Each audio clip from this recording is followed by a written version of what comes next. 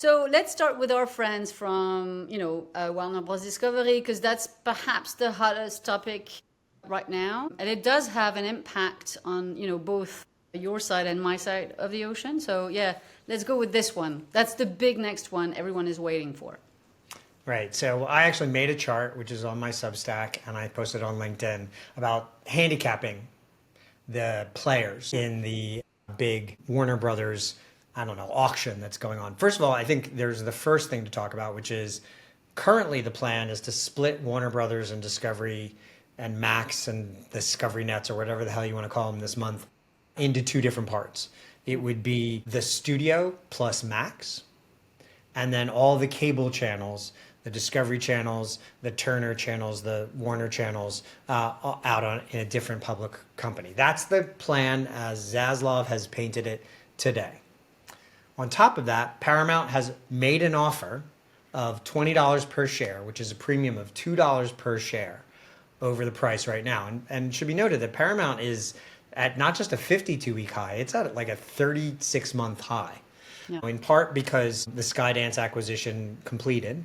And I think also they have a very good business plan, which is doing business with the oligarch in power, firing the people he once fired, doing the things that he once done. And it's led to a lot of really good things for the company in the immediate present, which is they're going to wind up with TikTok probably as part of their enterprise in the very near future. So they are flying high. They have cash on hand, although they also have a tremendous amount of debt. $15.5 billion in debt. So I think that's one of the reasons why Warner Brothers Discovery rejected that offer out of hand. They didn't even really consider it very seriously. Then there's all these rumors. Netflix was going to buy or make an offer for Warner Brothers Discovery. You've heard that a lot, and we've read it a lot, right? We spoke about that a few episodes ago. Honestly, it makes sense for me. It does make a lot of sense for them, Yeah, right? I would love, well, okay, love maybe It is a bit. doesn't make that much sense for Paramount, frankly. It makes a lot more sense for Netflix, Yeah, I I think think. Netflix would do great with that deep library. Daily programming. We spoke about the value of, adding, some of those HBO Max subscribers, although we don't know how many are actually, subscribed to both Netflix and HBO. So I quite like the pair. And I think from a mindset perspective, for those people who have, stayed at that company for so many years, it perhaps one of the few companies that look a lot like them, right? Kind of, Right. very pay TV, edgy, moving, fast, etc. So I'd love to see that happen. Question mark studios, Netflix and theatrical, Yeah, but I don't. Netflix doesn't really, I know this is going to sound weird, but Netflix doesn't really have a studio. Do you know what I mean? Like, yes, they make content and they technically speaking have a studio, but they don't have an output of TV and movies at the scale and level of most of the pay TV operations around the world. They just didn't start that way. That's an advantage for them. They're more nimble, they have less overhead. It's one of the reasons why they've been able to become profitable more quickly than the other streamers. On the flip side, they don't have a CNN, and CNN's a bit of a soccer ball politically right now, but they don't have a daily touch point of programming. And that's something they're missing. It's why they did the TF1 deal Yeah, in one of the France, and I think reasons. they'll do other deals like that. But they have denied that they're making an offer, that they're considering making an offer. They don't typically buy stuff, certainly not stuff of this scale. And the fact that they too have about $15 billion in debt makes me think that this perhaps at a 20 billion, 25 billion, $30 billion valuation is too big a pill for them to swallow. So then I go to some of the other people I think should be likely, Okay. and you would imagine, given the state of their television enterprises, would be likely. Apple being number one. So Apple just announced today a deal with Formula One, and they doubled the price of the license fee for Formula One from what Yeah. ESPN was paying. And I understand why they're doing that, but if one of the things that they most need is a lot more programming, which I think you and I both agree they do, this answers so many problems for them. Then the subscriber issue. There's 100 million subscribers globally. That answers that for them. It takes care of the studio issue.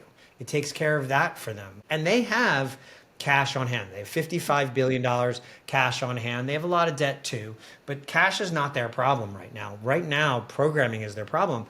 And their iPhone is hitting a wall in Yeah. China and around the rest of the world. It's flattening. It's not a product that's going to be able to sustain them for the next 25 years. Services has been the one area that has been growing for them over the last number of years, and it has hit a wall. It is starting Yeah, to it's stop. growing. Yeah. So I think this is the perfect answer for them. I would say the same thing for Amazon. Amazon has many, many issues in their programming area. Their viewership is not, considering how much they've spent on programming, their viewership is not where it needs to be, which is why they just hired a brand new head of programming and content there, a Friedlander from Netflix, or ex of Netflix. And so I just feel like this could be an answer for them as well. I just don't know why it's not a big purchase in the grand scheme of things for an Apple or an Amazon, and I just don't know why they don't get in the game. So Apple, number one, quite like it. I have to say, when I spoke about that DNA, fit between HBO and Netflix, I actually see that happening as well with Apple. And I have to say that despite the fact that you're saying that they have a programming issue, the programming is in the quantity, not the quality. If I look at all the shows that I've loved most these last few years, it's coming from them. 100%. But to your point, there's not enough to keep people in. And I'll be honest with you, I had one for a while, and now I'm relying on the fact that Canal Plus actually super bundle Paramount and Apple. So all of their shows I'm watching as part of the Canal Plus bundle, essentially. So I do like that. And I don't understand the F1 deal, not to that scale. I think it really felt like we've done this movie with F1. It's it's kicking ass, etc. Maybe there's going to be a number 2 with. Yeah, I just feel like Eddie Q. I think just Eddie Q likes Formula One. So that I get, but when you look at the viewership numbers and the appeal of the sports, I mean, you had a bit of a there was a wave these last. It was hype, but it's nowhere near any other. It doesn't get the sports. kind of not near. Like NASCAR. NASCAR would make more sense for the US than F1 does. F1 would And make more sense in Europe. the NCAA basketball tournament, Yeah. and that completes their baseball portfolio. So it is a really. I don't know why they don't get into it. I imagine that as this drags on, and it will, some other people will appear from the woodwork, but I don't know. And what frightens me is that if no one else comes out to compete against Paramount, Yeah. and Paramount ups their bid, the same organization that controls Paramount and CBS News, who just made some interesting moves in the last 2 weeks with their management, will also control TikTok, Yeah, it's a and lot then of could power. also control CNN. And Anyone so you could. have a real monolith of voice compressed into one family, the Ellisons.